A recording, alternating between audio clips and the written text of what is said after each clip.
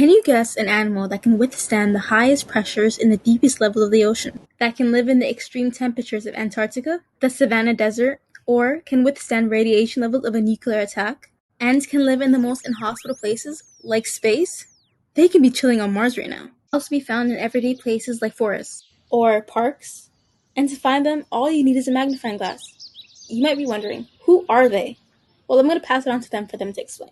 We are known as the tardigrades, and our biggest members are a whopping 1 millimeter in size. We have 8 legs, a nervous system that is made up of 1,000 cells, and like humans, we have a digestive system and an alimentary canal. But unlike humans, we have an open circulatory system, which means every cell in our body can engage in gas exchange.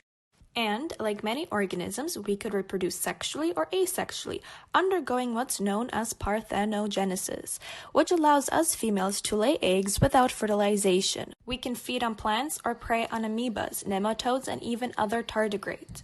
But more importantly, how can we, such tiny little squished-looking bear-like creatures, survive in such extreme conditions? One of the ways we can live in so many different environments is through this process called anhydrobiosis. Anhydro in Greek means without water, and biosis meaning life. So life without water. Humans can't even survive 3 days without water. However, we can survive for 30 years. How?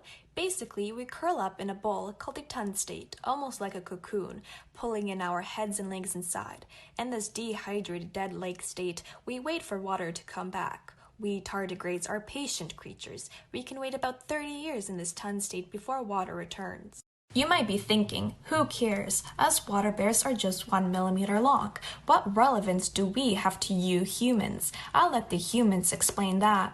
For one, these cute creatures have anti-drying properties, and ability to survive stress may hold the key to understanding how humans can stabilize vaccines. This might not have seemed like a big deal just a year ago, but consider that a big challenge to delivering some COVID-19 vaccines like the Pfizer vaccine is that stabilizing them requires extremely cold temperatures, negative 70 degrees Celsius. That's like Antarctica. Well, guess who can easily get by in Antarctica? The tardigrades. Understanding how they can make it alive in such environments may help humans create easy and cheap strategies for storing vaccines without spending hundreds or millions on refrigeration.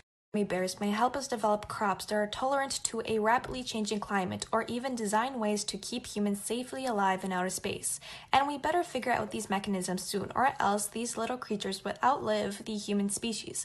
After all, there are 1,300 currently known species of tardigrades and only one of us.